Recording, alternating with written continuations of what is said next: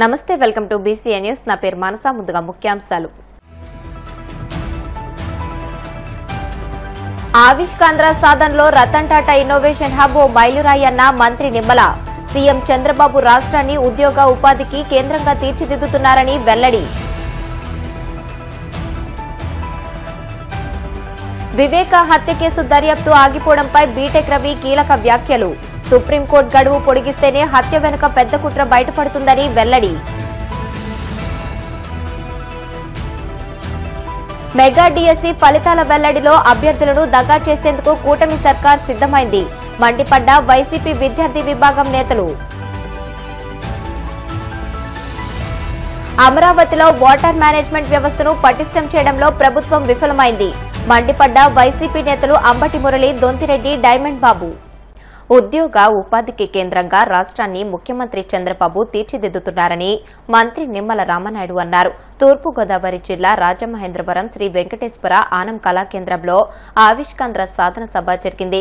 దీనికి మంత్రి నిమ్మలతో పాటు కలెక్టర్ ప్రశాంతి, ఎమ్మెల్సీ సోము వీర్రాజు, ఎమ్మెల్యేలు గోరంట్ల బుచ్చయ్య చౌదరి, ముప్పిడి వెంకటేశ్వరరావు తదితరులు హాజరయ్యారు. ఈ సందర్భంగా కళాకేంద్రంలో జరిగిన సభలో మంత్రి రామనాయుడు మాట్లాడారు. ఆవిష్కాంధ్ర సాధనలో రతన్ టాటా ఇన్నోవేషన్ హబ్ ఓ మైలురాయి అని అన్నారు. విజన్ 2020 అంటే ఆనాడు సాధ్యమా అని అనుకున్నారని, కానీ ప్రతి ఇంటికి ఒక సాఫ్ట్వేర్ ఇంజనీర్ను తయారు చేయడంలో చంద్రబాబు లక్ష్య సాధకులయ్యారని అన్నారు. ఇప్పుడు అమరావతి కేంద్రంగా రాష్ట్రాన్ని అన్ని రంగాల్లో ముందుకు తీసుకువచ్చేందుకు కృషి చేస్తున్నారని పేర్కొన్నారు.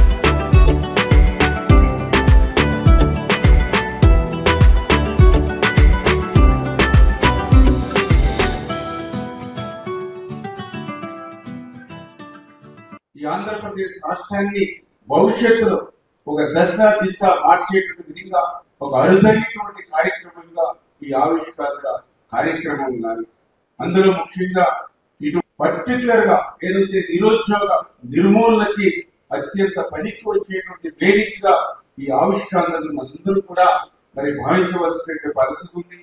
అందులో నూతన ఆవిష్కరణ ఈ యొక్క రాష్ట్రం యొక్క ఆర్థిక పటిష్టతకు ఎంతో దోహదపడుతుంది.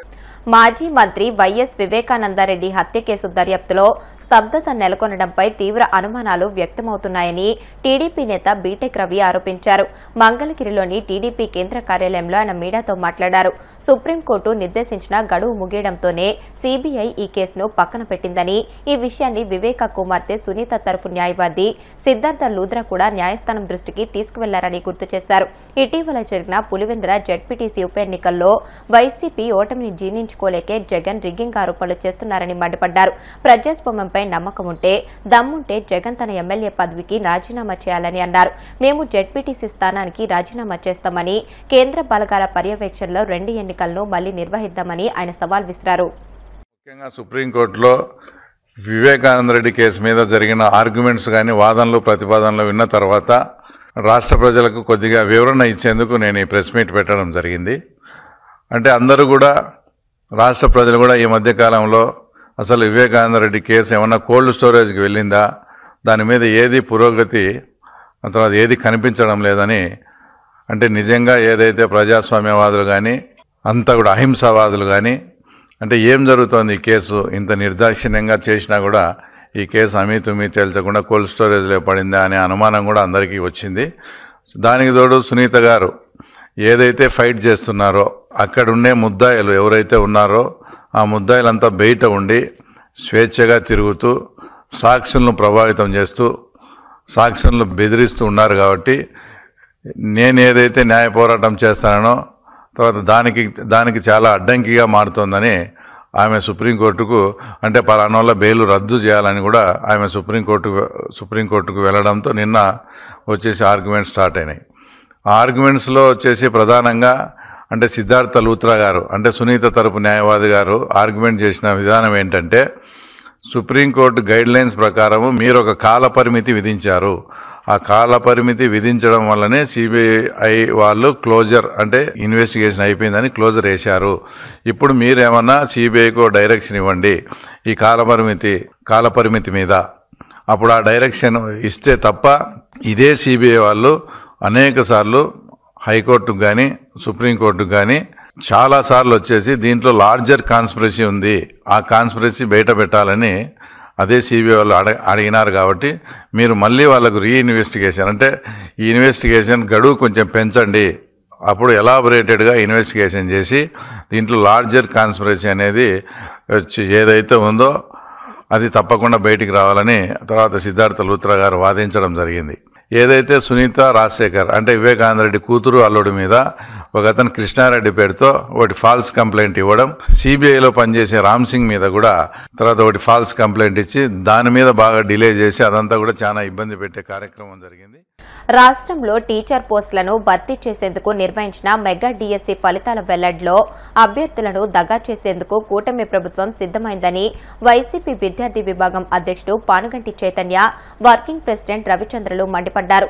తాడేపల్లి వైసీపీ కేంద్ర కార్యాలయంలో వారు మీడియాతో మాట్లాడుతూ డిఎస్సి ఫలితాలు ప్రకటించే సందర్భంలో ప్రభుత్వం మెరిట్ లిస్టులను వెల్లడించకూడదనే నిర్ణయం వెనుక భారీ కుట్ర దాగి ఉందని ఆగ్రహం వ్యక్తం చేశారు. పారదర్శకతకు పాత్ర వేస్తూ మెరిట్ అభ్యర్థుల నోట్లో మట్టి కొట్టేందుకు మంత్రి నారా లోకేష్ ప్రయత్నిస్తున్నారని ధ్వజమెత్తారు. తమకు కావాల్సిన వారికి టీచర్ పోస్టులను అమ్ముకునేందుకే ఈ నిర్ణయం తీసుకున్నారని ఆరోపించారు. నారా లోకేష్ గారు కొత్తగా కొన్ని నిబంధనలు తీసుకుని రావడం జరిగింది. ఏందయ్యా అంటే మెరిట్ లిస్ట్ వదలడంట, ఎవరైతే క్వాలిఫై అవుతారో వాళ్ళకి మెసేజ్లు వస్తాయంట. ఈరోజు ఎవరైతే డిఎస్సి ఎగ్జామ్ రాశారో అభ్యర్థులు చాలామంది కూడా ఒకటే అడుగుతూ ఉన్నారు. ఏమని అడుగుతున్నారంటే ఈ కొత్త సిస్టమ్ ఎందుకు తీసుకొని వచ్చారో అడుగుతా ఉన్నా. ఈ సిస్టమ్ రావటం వల్ల అభ్యర్థులందరూ కూడా అయోమయ పరిస్థితికి పడిపోయారు. మెరిట్ లిస్టు దాచాల్సిన అవసరం ఏముందని అడుగుతున్నా. ఈ దాచిపెట్టడం వల్ల డిఎస్సి అభ్యర్థులు రకరకాల అనుమానాలు వ్యక్తమవుతూ ఉన్నాయి.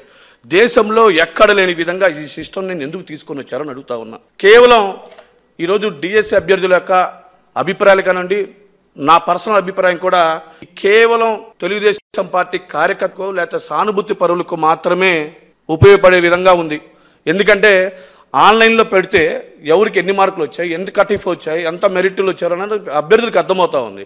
కానీ నేను మెరిట్ లిస్ట్ వదలను, క్వాలిఫై అయిన వాళ్ళందరికీ మెసేజ్లు వస్తాయి, మెరిట్ అయిన తర్వాత సర్టిఫికేట్ వెరిఫికేషన్కి వెళ్ళాలని చెప్పి ఈ కొత్త విధానం తీసుకొని రావటం వల్ల ఈరోజు తెలుగుదేశం పార్టీ నాయకులు జేబులు డబ్బులు నింపుకోవడానికి విద్యార్థుల యొక్క జీవితాలు, డిఎస్సి జీవితం చాలామంది జీవితాలతో చరగాట మాట్లాడుతూ ఉన్నారు. ఎందుకు ఈ సిస్టమ్ తీసుకొని వచ్చారని ఒకటే సూటిగా అడుగుతున్నా మిమ్మల్ని. దీనివల్ల అభ్యర్థులు చాలా రకాలుగా ఇబ్బందులు పడుతూ ఉన్నారు. చాలామంది మీరు వదిలిన కీలో చాలా తప్పుదాలు ఉన్నాయని చెప్పేసి హైకోర్టు దాకా వెళ్ళటం జరిగింది. హైకోర్టులో నడుస్తూ ఉండగానే ఈరోజు మెరిట్ లిస్ట్ వదులుతా ఉంటున్నారు. ఏ విధంగా వదులుతారని అడుగుతా ఉన్నా. ఈరోజు అభ్యర్థులు చాలామంది విద్యాశాఖ భవనం చుట్టూరు కాలు కరిగినట్టు తిరుగుతూ ఉన్నారు. అన్న ఇన్ని తప్పుదాలు జరుగుతున్నా కూడా మీరు మెరిట్ లిస్ట్ ఏ విధంగా వదులుతున్నారు అని అడుగుతున్నారు. ఈరోజు నిన్న కాక మొన్న 60,000 మంది పైచులకు టెట్లో మార్కులు తప్పుగా వచ్చాయి, మళ్ళీ మీకు మీరు సవరించుకోమని అడుగుతున్నారు. వాళ్ళకి ఏ విధంగా మార్కులు కలిపారని డౌట్లు వస్తూ ఉన్నాయి. ఇన్ని ఇబ్బందులు ఉంటే ఈరోజు అడావుడిగా నేను మెరిట్ వదులుతున్నాను, అది కూడా నేను ఆన్లైన్లో వదలను, మెసేజ్ పంపిస్తానంటే దీని అర్థం వెనక ఏముందని అర్థం కావట్లేదు అభ్యర్థులకి. వైఎస్ఆర్ కాంగ్రెస్ పార్టీ విద్యార్థి విభాగం ప్రధానంగా మేము ఏ డిమాండ్ చేస్తుంటే గతంలో ఏ విధంగా డిఎస్సి మెరిట్ లిస్టులు ఆన్లైన్లో ఎలా వదిలేవాళ్ళు ఈరోజు మేము వదలమని అభ్యర్థుల తరపున మేము డిమాండ్ చేస్తాము. అమరావతిలో వాటర్ మేనేజ్మెంట్ వ్యవస్థను పటిష్టం చేయడంలో ప్రభుత్వ వైఫల్యాన్ని ఎత్తి చూపడాన్ని తట్టుకోలేకే వైసీపీ నాయకులపై కేసులు పెడతామని బెదిరింపులకు దిగడం దారుణమని వైసీపీ పొన్నూరు మంగళగిరి తాడికొండ నియోజకవర్గ సమన్వయకర్తలు అంబటి మురళి దొంతిరెడ్డి వేమారెడ్డి డైమండ్ బాబులు మండిపడ్డారు. తాడేపల్లి వైసీపీ కేంద్ర కార్యాలయంలో వారు మీడియాతో మాట్లాడుతూ అమరావతిలో వారం రోజుల పాటు వరద నీటితో ముంపునకు గురైన నేపథ్యంలో వరద ముంపుపై వాస్తవాలను గ్రహించి దానికి తగిన పరిష్కారాన్ని అన్వేషించడం మారి వాస్తవాలను చూపించారంటూ కేసుల పేరుతో బెదిరించడం ఈ ప్రభుత్వ దివాలా కోరుతనంకు నిదర్శనమని ఆగ్రహం వ్యక్తం చేశారు. కొండవీటి వాగు పంపింగ్ ఇంటేక్ లో నుంచి గుంటూరు ఛానల్ ప్రారంభమైంది. గుంటూరు కొండవీటి వాగులో నీరుండప్పుడేమో డైరెక్ట్ గా గుంటూరు ఛానల్లోకి వస్తుంది. నీరు లేనప్పుడేమో కృష్ణ నుంచి గ్రావిటీ మీద గుంటూరు ఛానల్లోకి వస్తుంది. ఈ గుంటూరు ఛానల్ గ్రావిటీ తోటి కాంటూర్ కెనాల్ అంటారు దీన్ని. గ్రావిటీ మీద కాంటూర్ లెవెల్స్ ఎలా ఉన్నాయో కింద లోతు ఎక్కువ తవ్వకుండా పైన గట్టులు పెంచుకుంటూ చేసినటువంటిది. 27,000 ఎకరాలు ఇరిగేట్ చేయడానికి గుంటూరు మంగళగిరి పొన్నూరుకి ఇచ్చింది. అయితే ఈ లాకులు మేము ఆ రోజు మూసేసాము, అయినా కెనాల్లోకి వాటర్ వచ్చింది అనేది ఇది. ఈ విషయాన్ని ఇంత వాటర్ 40 సంవత్సరాల్లో ఎప్పుడు రాలేదు. ఇంత వాటరు వచ్చి పొలాలు ముంచేసిందంటే నేనంటే దాన్ని తీసుకువెళ్ళి మరి తాడేపల్లిలో అవినాష్ అనే అసిస్టెంట్ ఎగ్జిక్యూటివ్ ఇంజనీర్ గారు ఒక కంప్లైంట్ ఇచ్చి నా మీద కేసు ఫైల్ చేశారు. నేను అంటుంది ఏంటంటే ఇప్పటికీ అఫీషియల్గా అనఫీషియల్గా 5 ఎగ్జిట్లో నుంచి కొండవీటి వాగు ప్రవహించింది, అయినా ఇంకా నీరు పోలా. లేదంటే వాళ్ళు గండి కొడుతున్నారు కనుక అదే ఉదాహరణ. గుంటూరు ఛానల్లోకి వచ్చినటువంటి వాటరు కొండవీటి వాగర్ అనే దానిలో వేరే అభిప్రాయం లేదు. నా అభిప్రాయం అదే, ప్రజల అభిప్రాయం అదే, రైతుల అభిప్రాయం అదే. మీరు ఇలా కేసులు పెట్టి భయపెట్టాలనుకోవడం సరైనటువంటి విషయం కాదు. వైఎస్ఆర్ కాంగ్రెస్ పార్టీ మీరు రాజధాని నిర్మించడానికి మీరు అక్కడేదో నిర్మిస్తున్నారు, ఆ కట్టడాలేదో వాటి ఫలితాలేవో రాబోయే రోజుల్లో కనిపిస్తాయి కనుక ప్రస్తుతం వాటర్ మేనేజ్మెంట్ వ్యవస్థని సరిదిద్దకుండా పార్టీ తరఫున మేము రాష్ట్ర ప్రజలకు అందరికీ కూడా ఏది వాస్తవం ఏది అవాస్తవం ఈ విషయాలు ప్రజలందరికీ కూడా తెలుసు. ఎందుకు నేను ఈ మాట చెప్తున్నానంటే 2014లో రాజధానికి సంబంధించినటువంటి ప్రణాళికలు సిద్ధం చేశారు. మీరు ప్రణాళికలు సిద్ధం చేసినటువంటి అంశాలు 2019 వరకు ఏం చేశారో రాష్ట్ర ప్రజలందరూ చూశారు. 2024లో మీరు మళ్ళా అధికారంలోకి వచ్చిన తర్వాత కూడా ఇవాళ కూడా ఏం చేస్తున్నారో చూస్తూ ఉన్నారు. ఇవాళ తెలుగుదేశం పార్టీకి అధికార పార్టీకి సంబంధించినటువంటి మీడియా ఛానల్స్ పత్రికలు అబద్ధాన్ని నిజంగా నిజాన్ని అబద్ధంగా చిత్రీకరించేటువంటి ఒక బలమైనటువంటి ప్రయత్నం అయితే చేస్తూ ఉన్నారు. ఇవాళ వైఎస్ఆర్ కాంగ్రెస్ పార్టీ ఏం మాట్లాడుతూ ఉంది, ఏమడుగుతూ ఉంది? ఇవాళ రాజధానిలో జరుగుతున్నటువంటి నిర్మాణాలు కావచ్చు, అభివృద్ధి కావచ్చు, వాటి గురించి మేము ఎక్కడా కూడా మాట్లాడట్లేదు. మేము మాట్లాడుతున్న ప్రతి మాట ఏంటంటే మీరు చేస్తున్నటువంటి ప్రణాళికలో లోపాలు ఉన్నాయి. ఆ లోపాలు ఏంటి అంటే మీరు మీ యొక్క సొంత ఎజెండాలతోటి మీ స్వార్థ ప్రయోజనాల కోసం చేస్తున్నటువంటి రాజధాని నిర్మాణంగా ఉందో తప్పనిచ్చి రాష్ట్ర ప్రభుత్వాన్ని నమ్ముకొని అక్కడ సుమారుగా 49,000 ఎకరాలు రైతులు సుమారుగా 28,000 మంది సుమారు కుటుంబాలు మిమ్మల్ని నమ్ముకొని ఇచ్చారు. ముందు మీరు రైతులకి ఏదైతే ఆ స్థలాలు రిజిస్ట్రేషన్స్ జరిగినాయో రిజిస్ట్రేషన్స్ జరిగినటువంటి స్థలాలకు సంబంధించినటువంటి ప్లాట్లు మీరు ఏదైతే సౌకర్యాలు కల్పించిన తర్వాత మీ ప్లాట్లు మీకు ఇస్తామని చెప్పారో వాటన్నిటినీ పక్కన పెట్టేస్తే అక్కడ రైతులు క్వశ్చన్ మార్క్తో అయోమయంలో ఎదురు చూస్తూ ఉన్నారు.